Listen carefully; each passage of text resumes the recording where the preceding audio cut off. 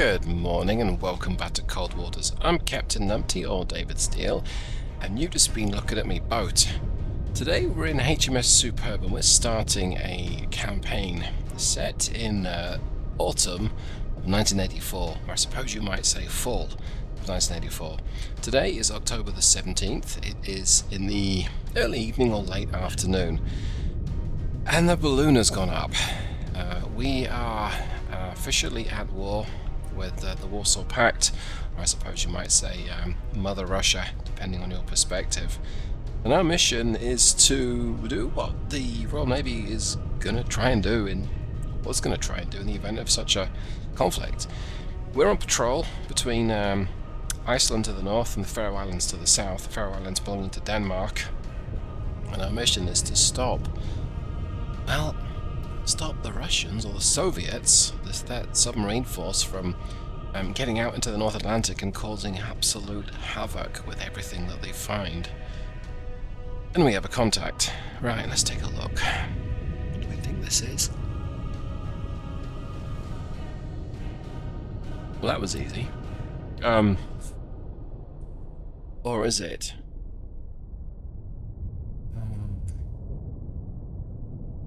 That might be a Charlie 1 or it might be a Charlie 2. Cruise missile boat, which is not great, but it's what we'd expect the Russians to be sending our way. I don't think that that's anything else. I think it's a Charlie 1. Okay. Con sonar, Sierra 1 is classified as submerged submarine. We've been turning away to see if we get anything else, but I'm actually going to go ahead and run northwest. Come left to 313, helm So I. can we see the Faroe Islands? Yes, we can. Southern edge of the Faroe Islands and to the north. Okay, we can't quite see what's to the north of us. Right, let's take a look. Below the layer, we're above the layer. Let's go ahead and drop below the layer. Right, let's drop to 300 feet. 300 feet could be quite an important depth. 300 feet, dive by. We'll come on to that in a little bit. Let's see. A cruise missile boat, and I'm guessing he picked something up because he's turning back towards us. They've generally been running from the east towards the west. He's doing 8 knots, which is... he's slowed down. Sosa's got a lot of contacts coming out of the motherland at high speed, just exactly as you would expect. And of course they scattered to the 4 winds because they're trying to evade NATO. So whilst there are American boats patrolling to the south and patrolling to the north, Royal Navy have this particular section, parts of the North Sea as well. Not considered likely that the Russians will try and skip around Blighty, go through the North Sea, but on the other hand there are so many Russian boats that they really could. But this guy, he's a problem. Look at my weapon load. So we're mostly tigerfish today. Yes, a total of 24 tigerfish and 8 grogs. Con, helm, steady course. Now the grog is an interesting weapon. It seems to be largely out of most textbooks. Mark 23 is actually a successor to the Mark 22, and it was replaced by the Mark 24 essentially, and by 1984 there were a few grogs still reputed to be in service. Oh, that's bad. Con, dive at 300 feet, dive by. What I said about getting to 300 feet, yeah, I don't want to be 300 feet anymore. Let's go down to 700 feet. Make depth 700 feet, dive by. So the grog is a wire-guided, electric operated torpedo. It has a passive sensor. Doesn't have an active sensor on board. It's kind of slow, and I think it was first in service in the mid to late 60s. 66, 67 rings a bell. It's fully in service by the early 70s, depending on what you read online, and who's to say that that's accurate or not. I'm going to go ahead and turn a little bit more towards this guy. It's slow. Now, you may have heard me critique the Tigerfish for being slow. The Tigerfish has a navigation speed of 25 knots and an attack speed of something like 30, 35, 36 knots. Yeah, the grog. Navigation speed of 20 knots. Attack speed of 28 knots, I think, actually. It doesn't quite reach 30 knots. It's for an era when the Soviets didn't really have many didn't really have many nuclear boats, and the ones they did were slow. We have a few of those on board. Why have we got some of those? Well, logistics for the most part. Yes, we've got lots of tigerfish back at HMS Clyde. We've also got lots of Mark 23s kicking around, so yeah, I took a few of those. If I come across a diesel electric and I can sink one with one of those, I most certainly will. This guy, however, is making a beeline for me now. We don't think he knows that we're here. No, we really don't. But what's concerning me is not necessarily him. Come left to 195. Helm I. Gonna change my course. We're gonna kind of run way more south. Would like him to sort of pass by me, pass over me, I suppose. But what's concerning me is not the Charlie one. It's the other submarines that I can't detect that I suspect is somewhere around here. Because hey, this wouldn't be cold waters if there was just one submarine, right? Well, maybe. Okay, we've got a pretty good location on him now. Excuse the yawn. Con, dive at 700 feet, dive I. I mean, a grog could eventually catch this guy as well, and I'm not gonna let it escape me. Con sonar lost contact. Sierra 1. Last bearing 244. Contact faded. So we lose him because we point the nose right at him. And my nose sensor suite is not as effective as the towed array. As far as Con sonar regained contact on Sierra 1. Bearing 244. as far as the effectiveness of the systems and equipment I have with me today, we are in the Superb, or the Super B, as she's sometimes known. You know, for the longest time, I couldn't think what on earth the Super B was. Yeah. She's at 1984 spec, which means she's got the older sonar equipment. She's not got the more sensitive sonar. The towed array is as sensitive as it was. That I don't think was ever upgraded, but the onboard sonar most definitely was. So the equipment that we're using is not so sensitive when we're not using the towed array. So when I point the nose towards the bad guy, I'm expecting to get much more drop off in terms of I can't really hear him, or her, I suppose. She's a boat, he's the crew. So we'll see how this pans out. My active sonar's a little less sensitive too. But, yeah. On helm. Steady course. I'm going to accelerate time. I'd like to get on this guy's tail, get in his baffles, if I'm able to. And I don't think he's any chance of hearing me anytime soon, because, I mean, he's tangling at 8 knots. But it's what may be behind him that really does concern me just a little bit. Let's turn a little bit more towards him. I'd like some separation. But it doesn't have to be that much.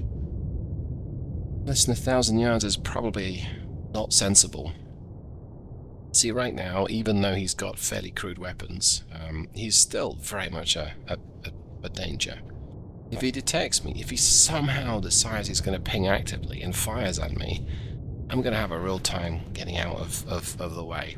And that's even with 2,000 yards between us. Now sure, my own weapons are going to be effective, absolutely.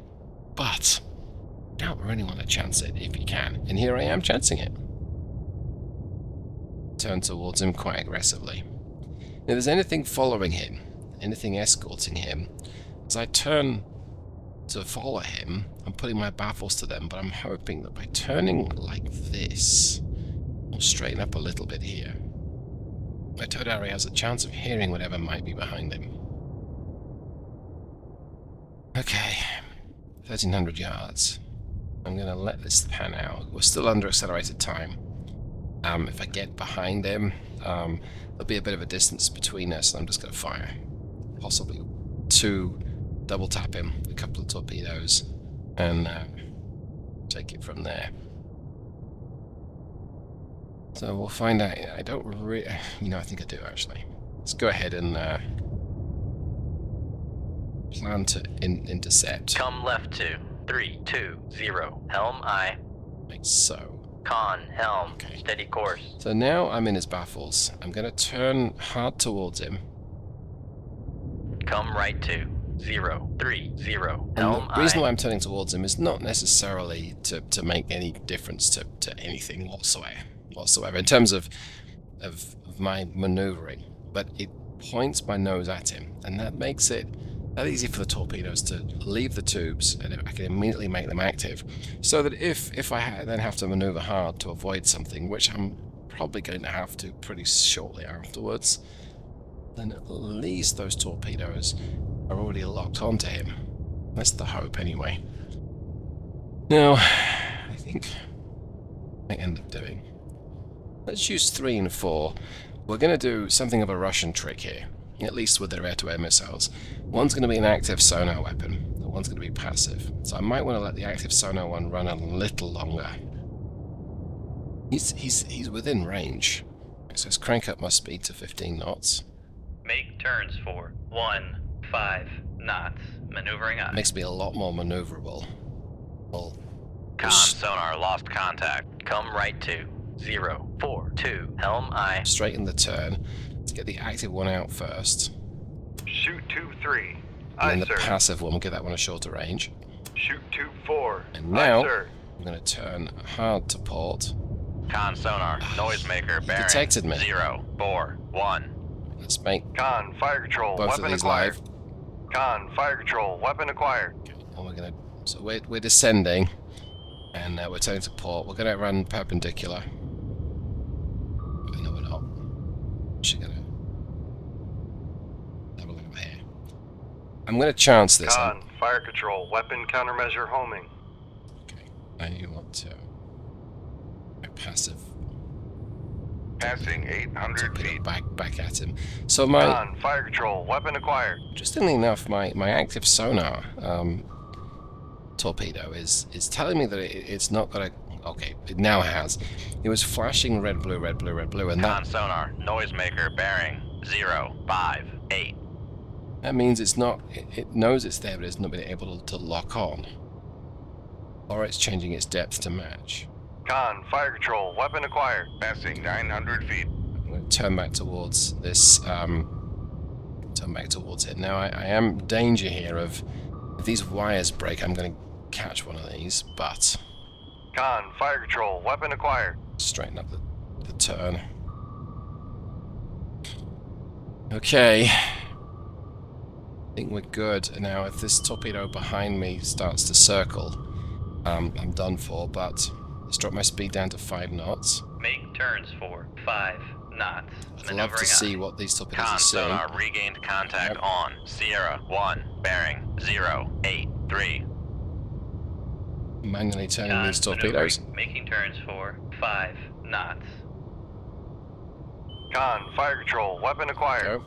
Let's see, can we watch this engagement here? Nice shot there of me. Nice shot there of him. Passing 1100 feet.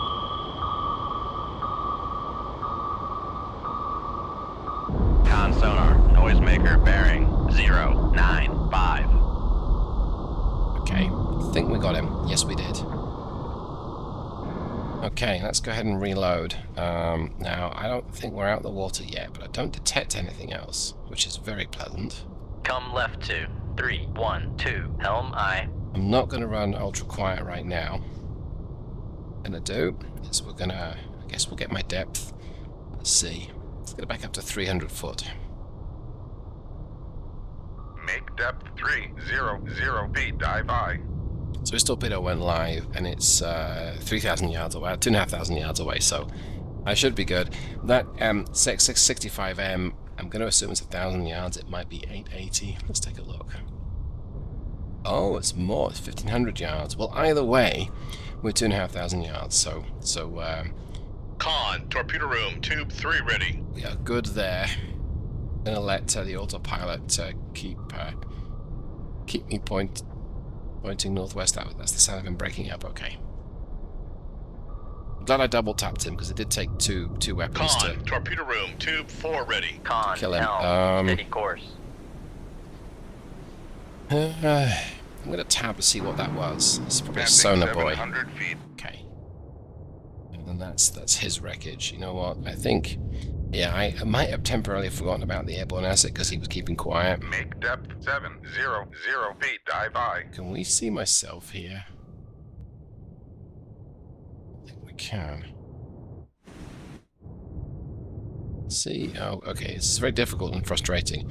Thought I might have caught a glimpse there, but maybe not.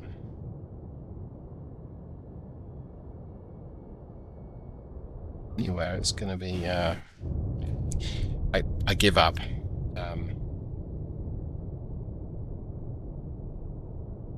I'm assuming that it's Con, dive at 700 feet. Dive I. somewhere essentially above me, but I'm not going to worry about that too much. We're going to slink away now. About to Rig ship silent. valves are quiet. So we're going to accelerate time. Okay, that's not good. But don't see me. But I do see the sonar boy. And I do see the wrecked submarine. So yeah, I don't know where it is. But we are just the far side. Okay, so looking at the map, it looks like it's directly on our 6 o'clock. Oh, well, duh.